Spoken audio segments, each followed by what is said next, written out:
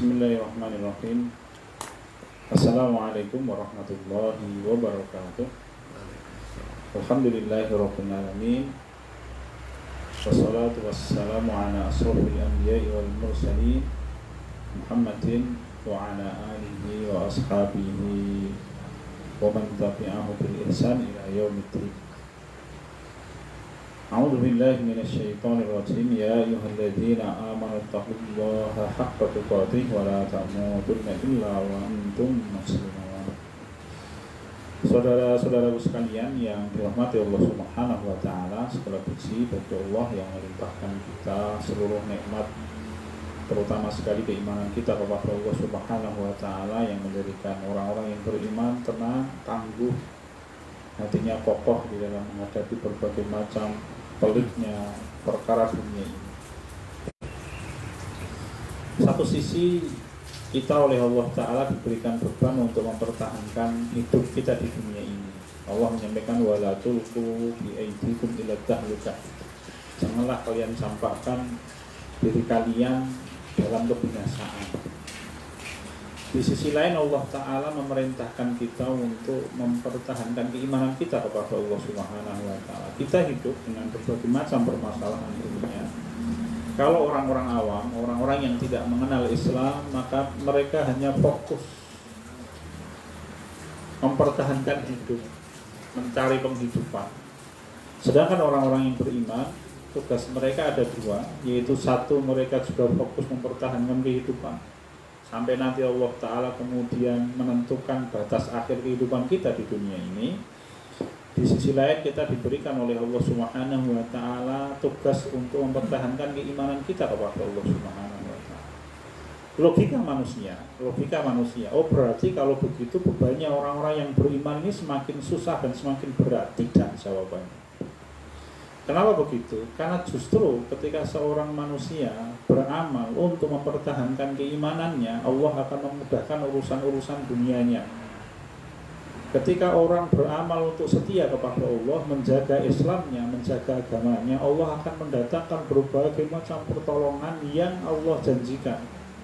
Allah menyampaikan, a'udzubillahi minasyaitonir rajim, inna lanansuru rusulana walladzina amanu fil hayatid dunya wa yauma yaqumul asyhad. Sungguh kami pasti menolong utusan-utusan kami, rasul-rasul kami dan orang-orang yang beriman di dalam kehidupan dunia wa yauma yaqumul asyhad, dan di hari di mana Allah tegakkan para saksi, yaitu hari kiamat. Di dalam ayat yang lain bahkan Allah menyampaikan a'udzubillahi minasyaitonir rajim wa kana haqqan 'alaina nasrul mu'minin, dan sungguh wajib bagi kami untuk menolong orang-orang mukmin. Imam Ibnu Katsir rahimahullah menyampaikan, sebagian ulama salaf ahli tafsir memaknai haqqan 'alaina itu Allah Ta'ala mewajibkan dirinya yang mulia untuk menolong orang-orang yang beriman. Ini asiknya. Maknanya apa? Justru ketika kita berjuang untuk mempertahankan hidup kita, kemudian kita beramal untuk mempertahankan keimanan kita, akan banyak pertolongan-pertolongan Allah yang datang, akan banyak kemudahan-kemudahan yang datang, akan banyak jaminan-jaminan yang Allah berikan kepada orang-orang yang beriman kepada Allah Subhanahu wa Ta'ala. Ini kabar gembiranya untuk kita. Lalu kemudian apa yang perlu kita kerjakan agar kita ini satu sisi tetap bekerja untuk mempertahankan hidup kita, tapi di sisi lain kita juga bisa menjadi orang yang selalu setia dengan Allah Subhanahu wa Ta'ala. Allah Ta'ala memberikan jawaban. A'udzubillahi minasyaitonir rajim wa ja'alna minhum a'immatan yahduna bi amrina lamma sabaru wa kanu bi ayatina yuqinun. Wa ja'alna minhum a'immah, maka diantara manusia itu kami jadikan tokoh-tokoh besar. Tokoh-tokoh besar itu di sisi Allah ya, mungkin saja namanya tidak dikenal oleh manusia, tetapi Allah menjadikan dia manusia yang mulia, kedudukan sangat tinggi. Contohnya siapa? Contohnya adalah Luqman Al-Hakim. Luqman Al-Hakim itu di zamannya tidak dikenal oleh manusia. Siapa yang mengenal kisahnya Luqman Al-Hakim? Kita, umatnya Nabi Muhammad SAW. Kenapa? Meskipun hidup di zamannya dia tidak dikenal, tidak ada orang yang tahu mungkin kecuali hanya dia dan keluarganya, tetapi karena keimanannya luar biasa, Allah sampaikan cerita kepada umatnya Nabi Muhammad SAW sehingga kita mengenal. Itulah tokoh wa ja'alna minhum a'immah yahduna bi amrina, yang mana mereka bisa selalu menunjukkan manusia dan berjalan di atas perintah-perintah kami, menetapi petunjuk-petunjuk kami. Kapan itu? Lama sobaru, satu, pada waktu mereka bersabar.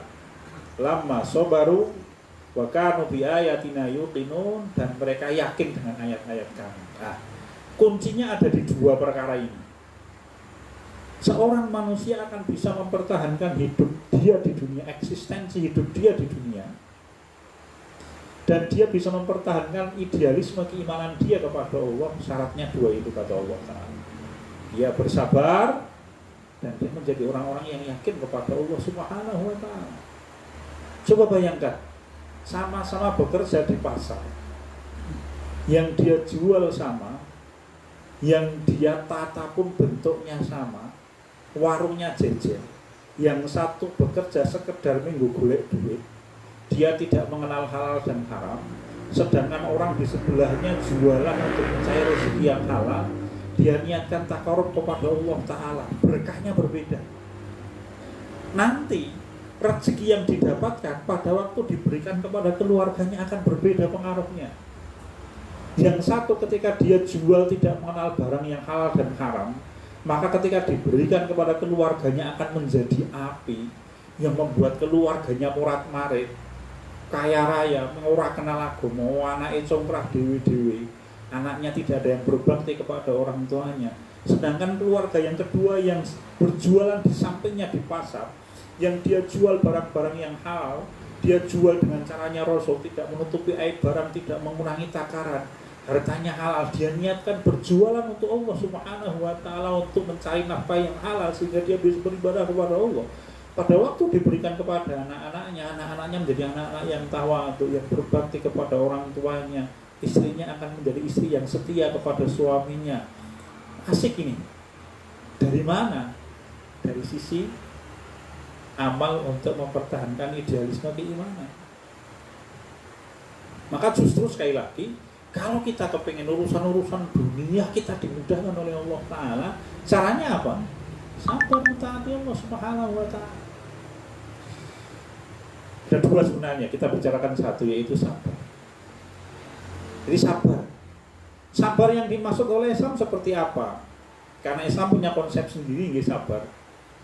Karena ada orang yang punya konsep sabar, kalau engkau pergi ke rumah maka rasah di kancing lawange, wis dibuka wae belak-belakan, ora apa-apa nek colong maling ya sabar. Ya. Oh, sabar di dalam Islam boten ngaten punika. Islam tidak mengajarkan model sabar seperti itu. Kenapa? Karena Imam Ibnul Qayyim al-Jauziyah rahimahullah menyampaikan tentang orang yang berpendapat takdir Allah itu apapun datang kepada kita. Sehingga kalau misalkan pintu rumah kita kancing atau tidak, itu kalau misalkan kemasukan itu ya sudah. Kita keluar rumah tidak usah kita kancing lah pintunya. Sudah, toh nanti kalau takdir itu masuk pencuri akan masuk pencuri kok. Setelah itu kita sabar. Oh, boten. Beliau menyampaikan, kenapa kok takdir yang tidak baik itu Anda lawan dengan takdir Allah yang baik? Maksudnya bagaimana? Anda keluar rumah, Anda kancing pintunya, kuncinya double lagi, ada pengamannya lagi, ya. Nanti disampaikan kepada satpam di depan rumah lagi. Maka lebih aman nanti. Insya Allah ketika pulang tidak akan ada gangguan. Maknanya sabar itu ada ketentuannya di dalam Islam. Imam Ibnul Qayyim al-Jauziyah rahimahullah di dalam Madarijus Salikin, di dalam Manzilatus Sabr, menyampaikan apa itu sabar. Karena Allah mewajibkan kita sabar, ya. Allah mewajibkan kita sabar, bahkan melipat gandakan sabar. Silakan dibuka surat Ali Imran ayat paling akhir. A'udzubillahi minasyaitonirrajim, ya ayyuhalladzina amanu sabiru wasabiru warabitu. Allah Ta'ala menyampaikan, wahai orang-orang yang beriman, bersabarlah kalian. Maknanya sabar itu wajib. Kenapa? Karena kalau orang sabarnya habis berarti dia tidak sabar. Maka sabar itu tidak ada batasannya. Kalau kita ditanya kapan kita akan berhenti bersabar, kalau Allah mencabut nyawa kita, meng sabar ki opo? Allah Ta'ala menyampaikan, mohon maaf, Imam Ibnul Qayyim al-Jauziyah rahimahullah menyampaikan sabar itu satu, habsul nafsi anil jaz'i wa tasakhut. Sabar itu satu, ada 3 pengertiannya. Satu, sabar itu menjaga agar jiwa kita tidak mudah goncang dan tidak mudah marah. Pertanyaannya dilanjutkan, untuk apa dan dalam urusan apa kita tidak boleh goncang dan kita tidak boleh marah? Jawabannya adalah ketika kita bertemu dengan takdir Allah yang tidak baik, apapun takdir Allah yang tidak baik, maka hati kita tidak boleh goncang dan kita tidak boleh marah dengan Allah Subhanahu wa Ta'ala. Yang kedua adalah pada waktu kita bertemu dengan perintah atau larangan Allah yang tidak nyaman untuk kita, tidak nyaman dikerjakan perintah itu atau larangan itu tidak nyaman kita tinggalkan. Apalagi perintah itu adalah sesuatu yang berat kita laksanakan, atau larangan itu adalah larangan yang diharamkan oleh Allah tetapi mendatangkan keuntungan duniawi yang sangat besar untuk kita. Biasanya hati kita marah dengan larangan-larangan seperti itu. Laka sabar adalah satu, habsun nafsi anil jaz'i wa tasakhut, menjaga agar jiwa kita ini tidak goncang dan tidak marah. Dengan apa? Dengan takdirnya Allah. Kenapa begitu? Karena Allah Ta'ala menyampaikan melalui Rasul kita Muhammad Sallallahu Alaihi Wasallam, faman radhiya falahu ridho, waman sakhita falahu sukhtu. Nabi kita Muhammad SAW menyampaikan, siapapun orang yang ridho dengan takdirnya Allah, maka Allah ridho dengan orang itu. Waman sakhita falahu sukhtu, siapapun orang yang marah dengan takdirnya Allah, maka Allah marah dengan orang itu. Keistimewaannya Nabi Ayub alaihissalam, pada waktu beliau sakit 18 tahun, kalau kita di lockdown baru sekitar 2 atau 3 bulan, Nabi Ayub alaihissalam pun itu 18 tahun. Ya. Dan apa yang dikerjakan ketika seluruh badan beliau tidak bisa bergerak? Lidahnya Nabi Ayub yang selalu berzikir. Sampai di dalam satu riwayat dikisahkan Nabi Ayub berdoa, wahai Allah, seluruh badanku sakit, aku mohon jangan kau biarkan lidahku sakit, karena tinggal lidahku yang bisa aku gerakkan untuk berzikir kepadamu. Rupanya sabarnya Nabi Ayub alaihissalam tidak marah, tidak putus asa dengan rahmat dan kasih sayang Allah. Setelah 18 tahun Allah ganti, ya. Wa atainahu ahlahu wa mithlahum ma'ahum. Allah Ta'ala menyampaikan, maka keluarganya Nabi Ayub yang meninggal dihidupkan lagi oleh Allah dan diberi keturunan 2 kali lipat. Kapan? Setelah 18 tahun. Dan kekayaannya Nabi Ayub yang hilang dikembalikan oleh Allah seperti sedia kala, dilipat gandakan 2 kali oleh Allah. Tidak main-main. Coba bayangkan kalau misalkan Nabi Ayub alaihissalam itu sejak hari pertama ini misah-misuh, lorois marake bundet pikire, awakku wis kuwabe wong saete diceritani kuwabe. Kang sandalku pedhot Kang, kacamataku kere Kang. Ya. Akhirnya apa? Pertolongan Allah Ta'ala tidak diberikan kepada orang itu. Maka Allah itu suka dengan seorang manusia yang punya watak al-afaf. Apa itu watak? Afaf itu watak menjaga kehormatan. Salah satu maknanya adalah tidak suka meminta-minta pertolongan kepada orang. Jadi kalau kita misalkan mengenal ada orang yang dia miskin dan dia menjaga diri dari meminta-minta, maka dialah orang yang paling berhak kita beri. Disebut oleh Allah dalam surat Al-Baqarah, lil fuqara alladziina usiru fi sabilillahi la yastati'una darban fil ardh yahsabuhumul jahilu aghniya'a minat ta'affuf ta'rifuhum bisimahum la yas'aluna an-nasa ilhafa. Jadi kalau Anda mengetahui orang seperti itu, kalau Anda punya harta lebih, kalau Anda bingung mau disedekahkan kemana, berikan kepada orang itu. Orang itu orang yang paling berhak kita bantu. Siapa itu? Orang yang tidak mampu, tapi dia menjaga diri dari meminta-minta, tapi disebut dan dipuji oleh Allah Ta'ala. Berikan, fadilahnya paling besar di hadapan Allah. Ya. Ini satu, habsun nafsi anil jaz'i wa tasakhut. Engkang nomor kali, sabar itu habsul lisani anis syakwa.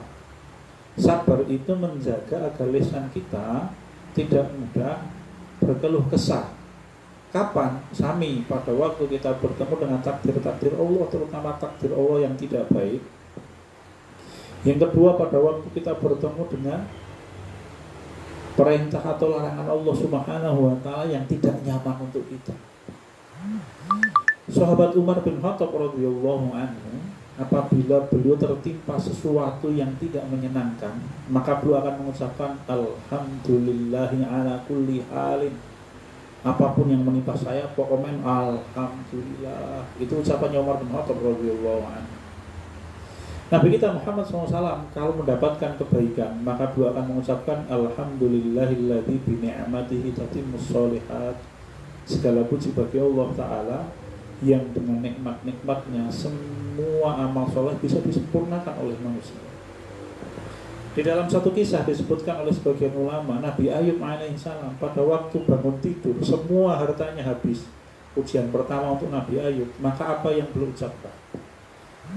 Begitu beliau melek bangun tidur, belum melihat hartanya habis, itu belum mengucapkan alhamdulillah, memuji Allah Subhanahu wa ta'ala.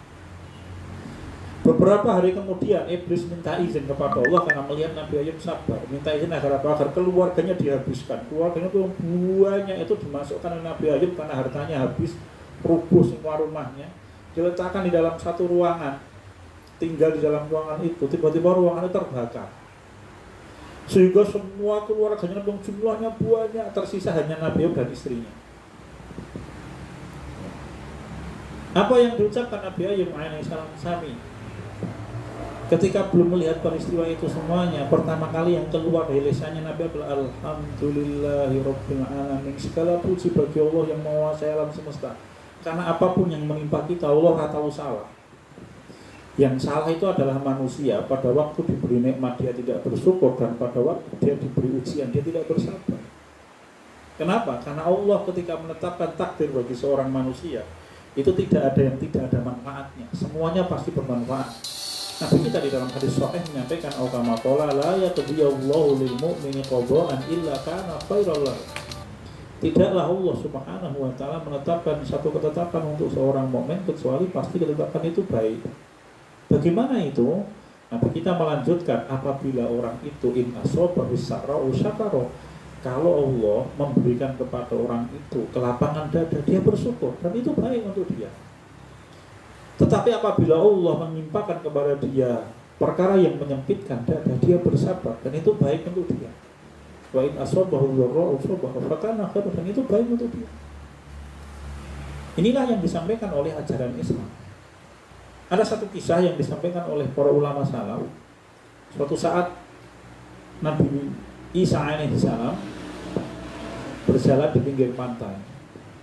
Kisah ini disampaikan pula oleh Imam Ibnul Qayyim al-Jauziyah rahimahullah. Jadi ketika berjalan di pinggir pantai ini, Nabi Isa alaihissalam berjalan bersama dengan murid yang paling dicintai oleh Nabi Isa alaihissalam, murid kepercayaan, sing digadang-gadang mungkin melanjutkan dakwah beliau. Ketika sampai di pinggir pantai, beliau berjalan berdua, tiba-tiba sang murid itu dimakan oleh kawanan singa di depan matanya Nabi Isa alaihissalam. Dan Nabi Isa alaihissalam meskipun seorang nabi, beliau manusia biasa, tidak bisa berbuat banyak. Kenapa? Karena singa itu jumlahnya banyak kawanan, dimakan satu persatu bagian tubuhnya oleh singa. Dan Nabi Isa alaihissalam tidak bisa berbuat apa-apa. Maka kemudian Nabiullah Isa alaihissalam mengadu kepada Allah Subhanahu wa ta'ala. Mengadunya, wahai Allah, kalau bahasa kita, dia muridku yang paling aku cintai, wahai Allah. Nah, maksudnya apa? Kalau kalimatnya, bahasa Arab itu bahasa yang banyak kosakata yang maknanya dalam gitu. Maka salah satu hikmahnya kenapa Rasul itu diturunkan di tanah Arab, karena memang kalimat-kalimatnya itu kalimat-kalimatnya sederhana, maknanya bisa dalam, bisa ditinjau dari berbagai macam makna. Mungkin mirip dengan bahasa Jawa lah. Bahasa Jawa itu bahasa yang kaya dengan kosakata, seperti bahasa Arab. Jatuh saja istilah Jawa itu menggulansar, membelidak, membelosok dan lain-lain. Jadi maksudnya Nabi Isa itu beliau menyampaikan kepada, wahai Allah, ini muridku yang paling aku kasih, ini kok oleh mati kok begini ya caranya, kasihan dan saya tidak bisa berbuat apa-apa, kira-kira begitu. Apa jawaban Allah Subhanahu wa ta'ala kepada Nabi Isa alaihissalam? Allah menyampaikan, wahai Isa, ketahuilah, aku mencintai muridmu, tetapi aku tidak menemukan satu amal yang dia kerjakan yang bisa mengangkat derajatnya di surga yang aku tempatkan untuk dia. Maka aku uji dia dengan musibah, dan dia bersabar. Maka aku angkat derajatnya dia di tempat yang aku sediakan untuk. Kalau kita melihat apa yang menimpa Hamzah bin Abdul Muthalib, pamannya kanjeng Nabi kita Muhammad SAW ketika perang Uhud, beliau mati syahid, dua-duanya dibelah, hatinya dikemah-kemah oleh Hindun, sampai ketika Rasul kita melihat jasadnya sang paman, Nabi kita Muhammad SAW bersumpah, akan aku perlakukan nanti orang-orang Quraisy sebagaimana mereka memperlakukan para sahabat, termasuk sang paman. Meskipun kemudian oleh Allah Ta'ala ditegur dengan diturunkan satu ayat yang kita ciptakan adalah kisah Hamzahnya, ayatnya diceritakan di dalam kesempatan yang lain kalau mengizinkan. Jadi kalau kita melihat secara fisik apa yang menimpa Hamzah bin Abdul Muthalib, akan kita pahami rupanya itulah jawaban ketika kita mendapatkan hadis Nabi Muhammad SAW, Sayyidus Syuhada'u Hamzah, para pemuka orang yang mati syahid di hari kiamat adalah Hamzah. Hamzah bin Abdul Muthalib, rupanya kemuliaan yang sangat tinggi itu diraih oleh Hamzah bin Abdul Muthalib dengan cara musibah yang belum dapatkan ketika perang Uhud. Jadi inilah sabar. Sabar yang kedua adalah habsul lisani anis syaqwa, menahar agar lisan kita tidak berkeluh kesah. Daripada kita berkeluh kesah, mendingan kula panjenengan saya memperbanyak istighfar. Nggih. Kenapa? Misalkan sama-sama loh nggih. Sama-sama kita hidup, sama-sama kita bertemu dengan masalah. Sing sisming misuh-misuh sepanjang jalan numpak motor misuh-misuh, wis misuh-misuh, lek numpak motor ora karuan, sosok ora nabrak wong sisa. Mendingan sepanjang jalan kita punya masalah, kita beristighfar, astagfirullah, astagfirullah, astagfirullah. Atau yang lebih panjang, astagfirullahaladzim, alladzi la ilaha illa huwal hayyul qayyum wa atubu ilaihi. Atau yang lebih panjang lagi, sayyidul istighfar, Allahumma anta rabbi la ilaha illa anta khalaqtani, sampai akhir yang panjang. Kenapa? Karena Nabi kita Muhammad SAW menyampaikan, man aktsarul istighfar ja'alallahu lahu min kulli hammin farjan wa min kulli karbin makhrajan wa yarzuqhu min haitsu la yahtasib. Barang siapa orang yang memperbanyak istighfar, maka Allah akan menjadikan bagi orang itu ketika dia merasakan beratnya kehidupan, mohon maaf, kalau dia merasakan kesedihan, Allah akan berikan keringanan urusannya. Kalau dia merasakan beratnya masalah, Allah akan berikan jalan keluar, dan akan diberikan oleh Allah Ta'ala rezeki yang tidak terkirakan datangnya dari mana. Dengan apa? Memperbanyak istighfar. Dan kisah-kisah orang yang memperbanyak istighfar cukup menarik. Salah satu jenis dinten ini, bapak-bapak. Yang ngapunten nggih, saya tadi fokus ke HP loh. Bapaknya boten.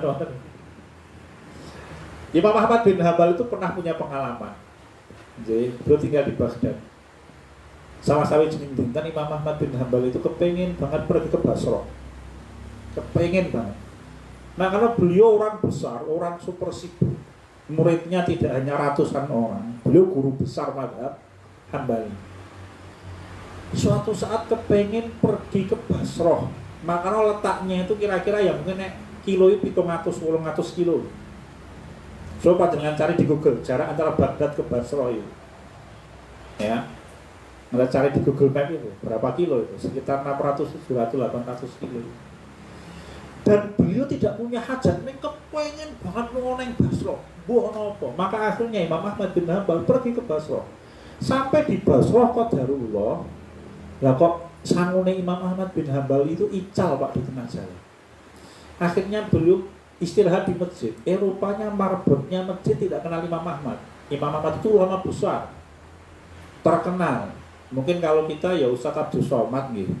Nah, dia ora tau ngaji ning rupane ngerti, suarane ngerti ya, kayak misalnya Abdul Somad. Kira-kira begitu. Tapi rupanya penjaga marbotnya tidak tahu, sehingga Imam Ahmad bin Hanbal itu diusir dari masjid. Bayangkan, ulama besar yang terkenal di wilayahnya kaum muslimin itu disingkar-singkar dari masjid. Tidak boleh rupanya masjid. Akhirnya beliau duduk di depan toko roti, ada yang mengatakan di depan toko ikan, toko roti lah, kita sing masuk akal toko roti, toko yang mam.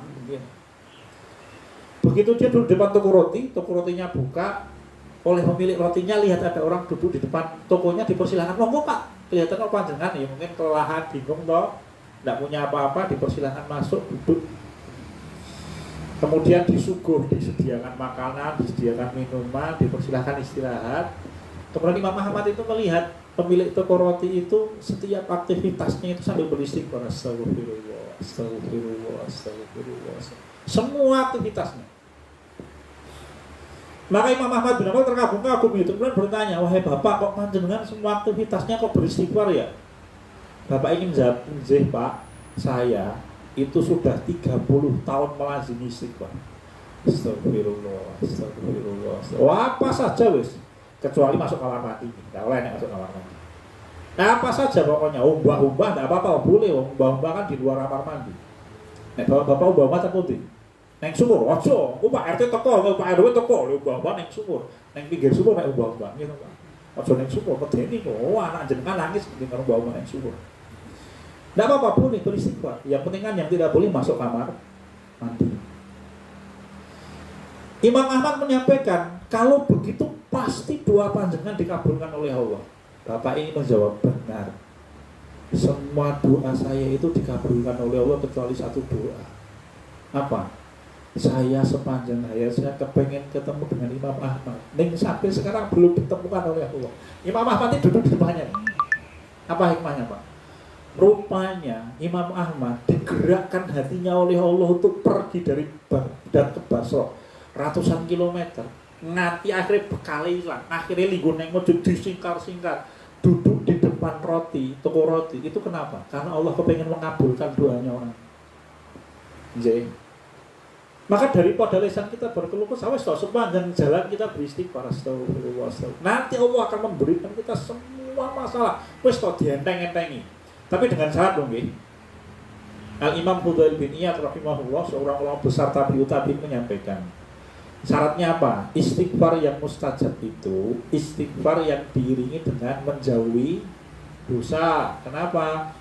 Karena orang yang beristighfar neng tidak dosa terus menerus, itu seperti pengakuan salahnya orang yang suka berkata bohong, kata Imam Fudail bin Iyad.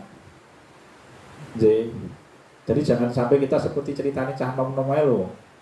Metu saka masjid Jumatan nomor 1, ana sandal sing apik.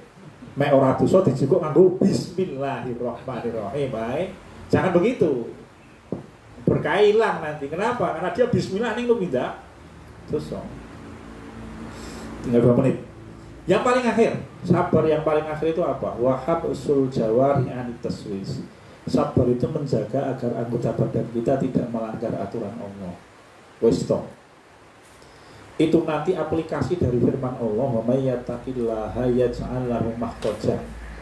Siapapun orang yang bertakwa kepada Allah, Allah akan jadikan bagi dia jalan keluar semua masalah. Ini Bapak-bapak. Ada kisah disampaikan oleh Imam Sufyan bin Uyainah rahimahullah, seorang ulama besar tabi'ut tabi'in. Jadi begini Bapak-bapak, kadang-kala memang kalau kita beribadah 1, 2, 3 bulan pertama ini orang-orang arwah Mas. Oke. Kelihatannya ya, ceritanya Imam Sufyan bin Uyainah nanti dulu. Kadang-kala gitu. Sampai kadang-kala ngopo tuh aku sholat, rezeki ora tambah. Oh, jangan begitu. Ya. Karena sesungguhnya istiqomah dan sabarnya kita mentaati Allah itu bagian dari ujian. Bapak saya itu kenal dengan seorang simbah. Sampun sepuh, usianya 70 tahun lebih, dan saya tahu dia orang yang sudah puluhan tahun membiasakan sholat duha. Jadi, seorang pedagang puasa. Ya, puluhan tahun beliau membiasakan sholat duha. Ketika orang belum terlalu mengenal sholat duha, beliau sudah sholat duha sendirinya. Itu ceritanya, beliau menyampaikan, saya itu nek duwe hajat, sholat duha 2 rakaat, rampung loh urusan ini. Itu real, tapi ya Jangan tanya berapa tahun dia sholat duha, mungkin 30 tahun lebih. Jadi, setiap hari dia menjaga sholat duha. Lah kadang-kala orang berdoa, wahai Allah, kula sholat tahajud niki pisanan niki ya Allah, awit benjang lari kula ujian akhir nasional. Kula nyuwun mugi-mugi benjang ujian akhir kula nasional lari kula niku bijune saya wahai Allah, nek bijune boten saya kula kapok oleh sholat duha. Ya wis kapok Bapak, ora bakal dijawab niku. Kenapa? Karena ketaatan kita yang istiqomah itu bagian dari ujian dewi. Jadi, Al-Imam Sufyan bin Uyainah itu menceritakan ada dua orang kakak beradik di zaman beliau. Itu yang ketika mengetahui firman Allah wa fis sama yarzuqukum wa ma tu'adun, dan rezeki kalian itu di langit. Dijanjikan oleh Allah itu di langit sumbernya. Siapa? Allah Ta'ala. Maka sang kakak itu pergi ke gua, wis ngopo lah, aku rezekine saka Allah kok. Wis tak ibadah wae ngono. Dia beribadah 1 hari tidak ada apa-apa. Beribadah 2 hari tidak apa-apa, ngampet ngeleh lu Pak. Itu kalau misalkan modelnya, ya modelnya orang hari ini wis mandek ibadah, ngopo aku rong dino ibadah ora ono apa-apa.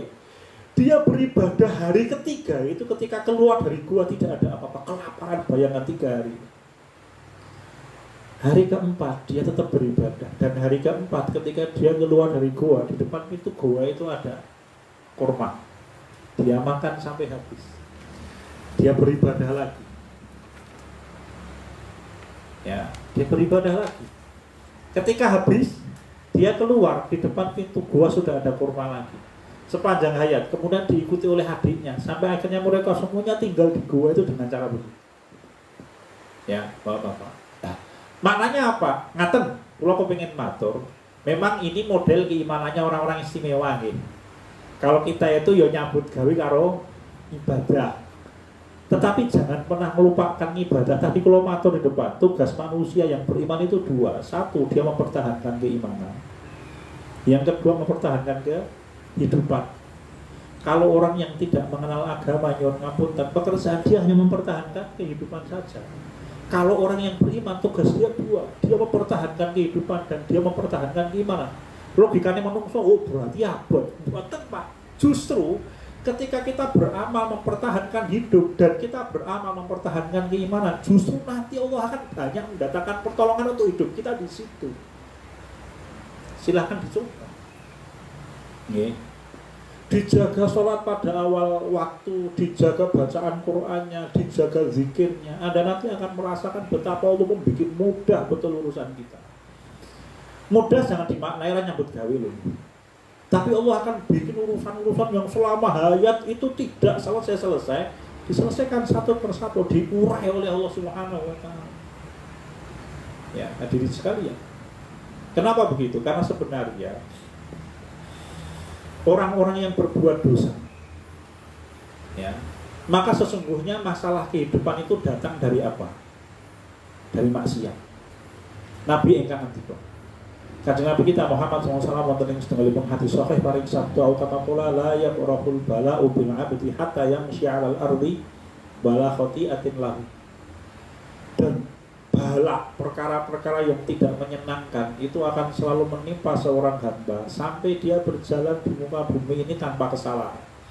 Selama masih ada kesalahan, maka Allah akan timpakan berbagai macam perkara yang buruk.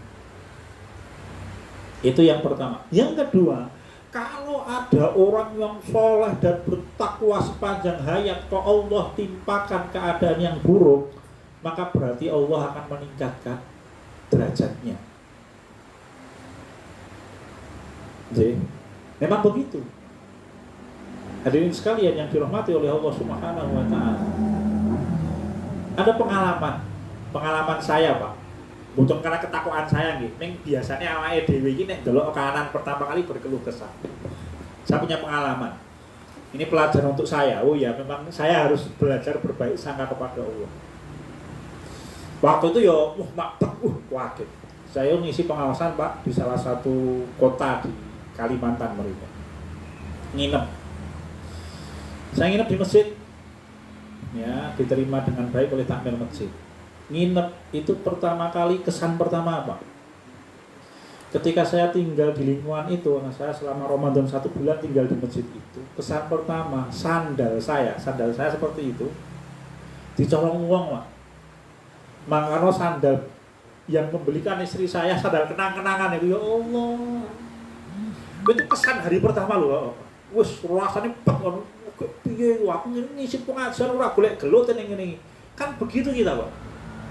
Wes rasane ora karuan. Rupanya kemudian diganti.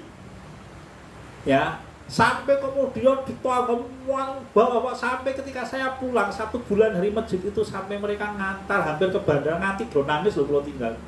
Walah jebule pisanan biyen ki ujian to itu. Jadi pertama 2 tang sandal hilang wis bingung kok sandal punya kenalan di situ. Nggih, bukan tidak ada sanak saudara. Paling wong yo kenalan. Tapi rupanya setelah itu tanggapan masyarakat itu luar biasa kepada dakwah. Rupanya itu pertama kali ya ujian. Untuk saya pribadi nggih kon sinau berbaik sangka kepada Allah Subhanahu wa taala. Berbaik sangka kepada Allah rasa miso-miso. Rakitan ya pertama kali ya rada budek wae iki sandalku ilang ya neng dia Bu. Ya enggak apa-apa. Apa hikmah yang saya pribadi bisa ambil? Memang saya pribadi harus belajar berbaik sangka kepada Allah. Ya, harus berbaik sangka kepada Allah. Ini kuncinya sabar, Bapak. Wonten 3 kita ulang. Terus sabar punika yang sepindah habsun nafsi anil jazmi wa tasakhut. Menjaga agar hati kita tidak putus asa dengan rahmat Allah dan tidak marah dengan Allah. Yang kedua, menjaga agar lisan kita tidak berkeluh kesah dengan Allah Subhanahu wa taala. Berkeluh kesah dengan Allah itu dengan takdirnya Allah yang tidak baik, dengan perintah atau larangan Allah. Yang ketiga, sabar itu menjaga agar fisik kita, badan kita tidak melanggar aturan Allah. Kalau orang bisa menjaga 3 perkara, maka dialah orang yang sabar. Dan itulah orang yang nanti akan dijaga oleh Allah sepanjang hayat berjalan di atas kebenaran. Dan ketika orang berjalan di atas kebenaran, maka Allah akan memudahkan urusan dunia akhirat. Kemudahan di dunia tidak mesti wujudnya duit, Pak. Tidak mesti itu. Fasilitas dunia yang Allah berikan untuk orang-orang yang beriman itu banyak. Hartanya tidak banyak, tetapi anak-anaknya dijadikan oleh Allah anak-anak yang berbakti dan setia dengan orang tuanya. Ya, sehingga sepanjang hayatnya dia dibersamai oleh anak-anak yang setia dengan dia. Sakit dipijeti roh anaknya, kepalanya pusing dipijeti roh anaknya. Kan begitu hadirin sekali. Itu nikmat loh. Betapa banyak orang kaya yang bukan sepanjang, karena saya dapat cerita ini. Cerita asli, orang kaya, anaknya sukses di luar kota, sugih-sugih. Begitu dia sakit stroke, orang sing tilik, kabeh mengirim duit. Makanya ketika dia sakit, dia butuhnya dikelilingi oleh anak cucu. Kan masalah itu. Ya. Kau sikum wa iya nafsu bitaqallah. Tentrem uripe. Intinya itu apa toh? Orang yang beriman itu dibuat oleh Allah bahagia. Bahagia jangan pernah dihitung dengan harta. Harta penting, tapi tidak semua kebahagiaan Allah letakkan pada harta. Inti kebahagiaan justru di dalam hati. Maka Allah menyampaikan, "A'udzubillahi minasyaitonir rajim. Huwallazi anzala as-sakinata fi qulubil mu'minin liyazdadu imanan ma'a imanin." Dialah Allah yang menurunkan kebahagiaan di dalam hatinya orang-orang mukmin. Ya, dia punya istri setia dengan dia punya anak berbakti dengan dia. Ya, kalaupun toh dia tidak punya apa-apa, anaknya yang diberikan apa-apa oleh Allah Subhanahu wa taala, sehingga dia pun bisa menikmati. Penutup kantor kali menit, sudah kita perpanjang 10 menit. Saya punya teman bapak, beliau dulu ketika kerja di Semarang, sekarang udah pindah ke Yogyakarta. Yogyakarta terkenal kota pensiunan, gitu. Orang pensiun ini manggon yang Jogja. Ya. Orang luar Jawa, orang luar Jogja kerja, dulu pejabat di beberapa kantor, kemudian ketika pensiun manggon yang Jogja. Belum pernah cerita. Belum menyampaikan cerita ketika belum kerja di Semarang, pas kantornya menempatkan dulu di Semarang. Belum punya tetangga seorang bapak. Pekerjaannya apa sehari-hari? Tukang bersihkan kuburan, juru kunci kuburan. Aktivis masjid sepuh, tiap hari itu pekerjaannya bersihkan kuburan. Kayak bersihkan kuburan itu rezekinya berapa, Pak? Itu kisah sudah berapa tahun yang lalu loh ini, Pak. Saya dengar kisah itu sekitar 10 tahun yang lalu mungkin. Raspiro, penjaga kuburan itu oleh duit paling nek ngeduk wong. Dia kan nek orang-orang mati yo pendapatannya sedikit. Teman di masjid sama rencang nih, wow. Nah, pada waktu suatu saat ada kesempatan jagongan bersihkan itu. Teman saya tanya, Pak, jenengan ngeten iki niku rezekinya cukup untuk apa? Ya alhamdulillah cukup, Mas. Pokoknya cukup. Bapak ahli ibadah nih, ditanya sama teman saya. Terus lah putra panjenengan anak saya 2, Mas. Sekolah wonten pundi? Beliau menjawab, lare kula yang nomor 1 kuliah di Fakultas Kedokteran Universitas Diponegoro. Lare panjenengan yang nomor 2, lare kula nomor kalih kuliah di Fakultas Kedokteran Universitas Diponegoro. Kunci kuburan loh, Pak. Ditanya sama teman saya lagi, lah jenengan iso bayar putra panjenengan kuliah niku saking pundi, Pak? Kula nggih boten ngertos, Mas. Sing paringi Allah. Lho kok ngoten niku? Nggih urip ning dunya ora mung kaya wong ngresiki kuburan ngeten iki. Yen wong ngresiki kuburan akhire kok mati. Diletakkan santai banget hidupnya. Bahagia, orangnya sederhana loh. Ya, itu loh kebahagiaan itu diletakkan seperti itu. Memang dia tidak punya apa-apa, yang punya apa-apa sopo anak-anaknya. Dan dia menikmati sederhananya. Jadi, inilah kebahagiaan. Wallahu a'lam. Semoga Allah memberikan kita kebahagiaan dengan keimanan kita kepada Allah Subhanahu wa taala. Sekian dan demikian apa yang bisa kita bicarakan. Semoga Allah memberikan kita kebaikan dunia akhirat. Ada pertanyaan? Monggo. Boten-boten. Pak Takbir, so. Siap? Ya. Kalau ada perkataan yang tidak berkenan, saya mohon maaf sebesar-besarnya. Saya tutup dan kita cukupkan sekian. Subhanakallahumma wa bihamdika asyhadu an la ilaha illa anta astaghfiruka wa atubu ilaik. Walhamdulillahirabbil alamin. Wassalamualaikum warahmatullahi wabarakatuh.